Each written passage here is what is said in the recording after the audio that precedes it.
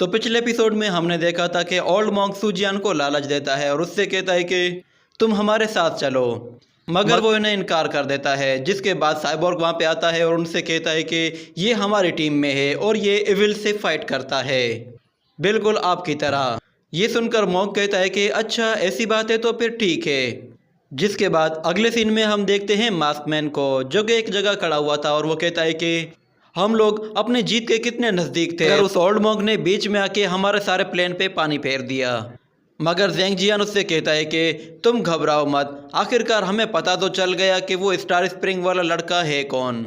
हम लोग उसे दोबारा से ढूंढ लेंगे। मगर एक बात, मैंने तुम्हें कितनी बार कहा है कि तुम अपनी पावर को उसके आगे यूज़ मत किया करो, वरना तुम फिर से लाइटनिंग में फंस जाओगे।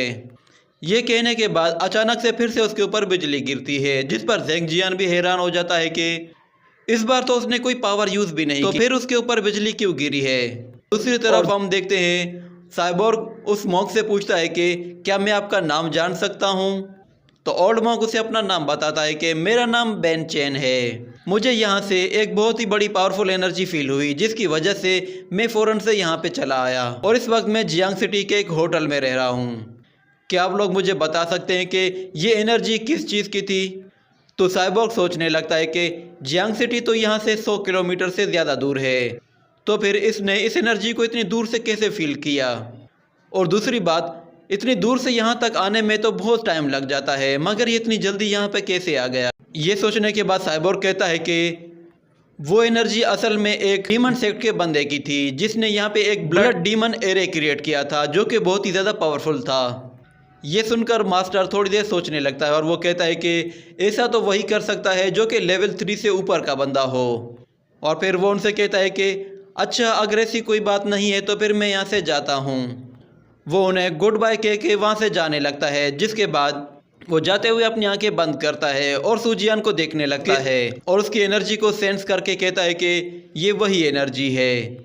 और इसी के साथ ये सीन यहीं पे कट होता है। अगले सीन में हम देखते हैं कि सूजियान अपने घर वापस आ जाता है, जहां अरसा उससे कहती है कि क्या तुमने एक ही स्लेश से वो ब्लड डीमन एरे काट दिया था। तो सूजियान कहता है कि हाँ ऐसा ही हुआ था।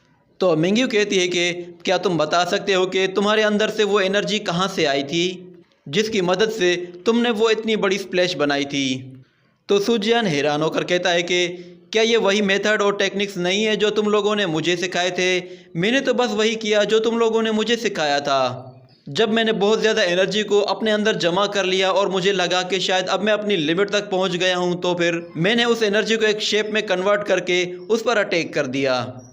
ये कहने के बाद वो उन्हें बताता है कि एक और बात भी है जो मैं बताना चाहता हूँ। असल में मेरे ऊपर 2 और भी वॉरियर्स ने अटैक किया था, जो कि डीमन सेक्ट से थे, और मुझे बचाने के लिए वहाँ पे एक ओल्ड मॉन्क भी था जिसने डीमन सेक्ट के लोगों से जान बचाई थी। ये सुनकर मिंग्यू थोड़ा सा परेशान हो जाती है और वो कहती है कि 2 पावरफुल वॉरियर और एक मॉन्क, लगता है कि सूजियान के आसपास बहुत सारे लोग जमा होने लगे हैं। ये कहने के बाद वो रूम में जाने लगती है और अरसा से कहती है कि मैं अपने बेडरूम में जा रही हूँ, तुम भी मेरे साथ चलो और मुझे मास्क अप्लाई करने में मेरी मदद करो।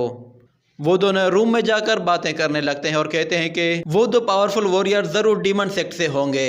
लगता है अब हमें सूजियान पर नज़र रखनी पड़ेगी। ये सुनकर अरसा कहती है कि क्या इसका मतलब ये है कि मैं अब अपनी गेम्स नहीं खेल पाऊंगी। तो मिंग्यू कहती है कि तुम्हारे लिए ज़्यादा इंपॉर्टेंट कौन है, तुम्हारी गेम्स या फिर सूजियान।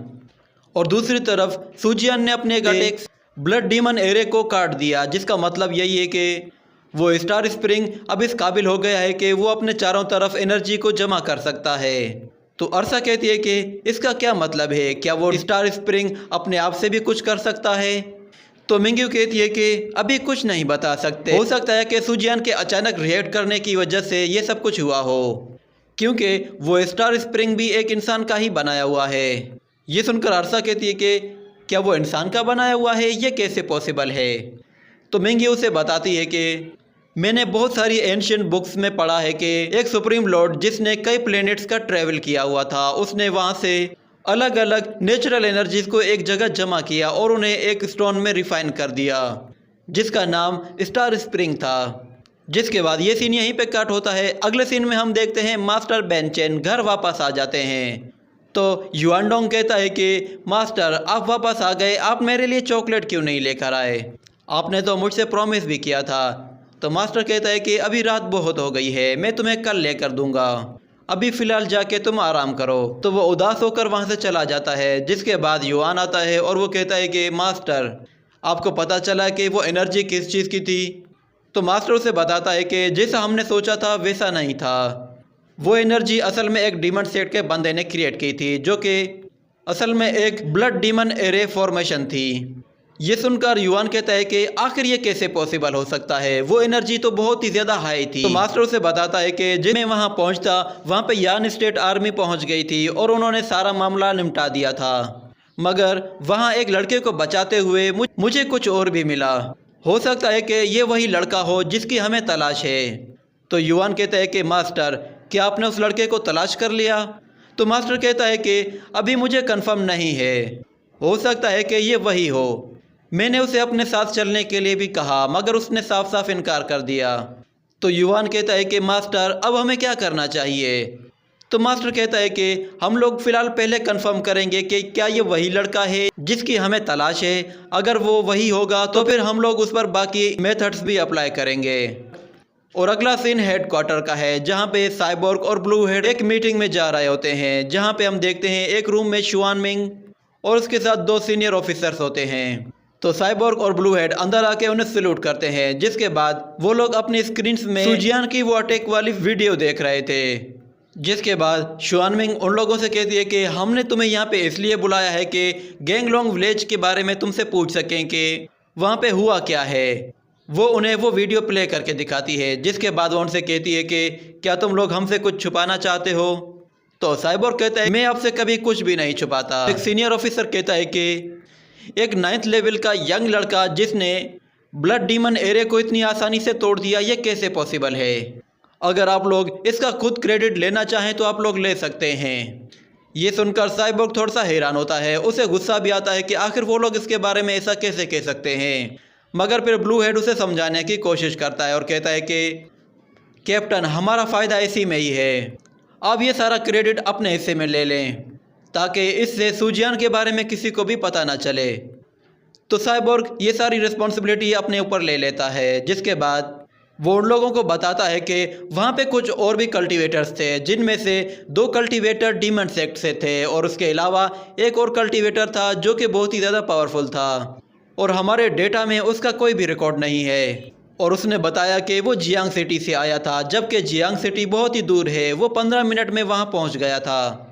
ये सुनकर एक सीनियर कहता है कि ठीक है कैप्टन, आप अभी जाके आराम कर, हम आपसे कल बात करेंगे कि आपको कल इसका क्या रिवॉर्ड देना है। और जाते हुए वो उससे कहता है, अपनी रिपोर्ट में सुजियान का नाम मेंशन मत करना।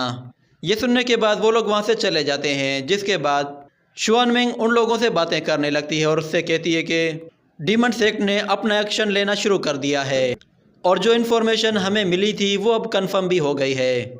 आने वाले कुछ दिनों में कुछ ना कुछ बड़ा होने वाला है, इसलिए टीम 1 और टीम 2 वो दोनों हमारे पास अवेलेबल नहीं होंगी, मगर बाकी की टीम्स हमारे पास अवेलेबल होंगी कि हम लोग सारी सिचुएशन को इसके साथ हैंडल कर सकें। ये कहकर वो वहाँ से जाने लगती है और फिर बाकी लोगों से कहती है कि जल्दी से मुझे एक रिपोर्ट बनाकर दे दो ताकि मैं ऊपर जमा करवा सकूँ। और फिर वो उनसे कहती है कि जहाँ तक सुजियान की बात है तो वो बिल्कुल कन्फर्म है, वो अपने एक ही अटैक से उस शील्ड को तोड़ सकता है, मुझे उस पर पूरा भरोसा है। ये कहकर वो वहाँ से चली जाती है और इसी के साथ हमारा एपिसोड भी ख़त्म हो जाता है।